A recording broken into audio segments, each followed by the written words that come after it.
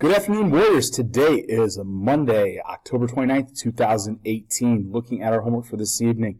In regular math, we've got a dividing whole numbers assignment that can be found on Google Classroom. It is via the website Problem Addict. You need to have work for problems 4 through 12 on a separate sheet of notebook paper and boxed off. If you do not have that, and you simply just click the answers, then you are going to receive no credit. Honors Math. You have assignment 5.4, dividing decimals. In science, both honors and regular, we have a finding elements assignment.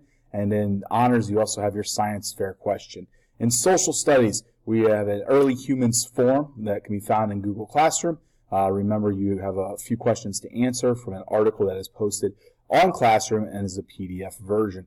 In language arts, we've got a pun worksheet, both front and back, called Halloween Puns. Remember, you have to write the correct answer, or the answer that you're selecting for each pun, in the blank to the left of the pun. If you simply circle the letter choice, you will not receive credit for not following directions. And in literature, please bring books for tomorrow, as we are in the library. You also need to read 30 minutes, AR, when you have time. That's going to be it for this evening. Have a good one.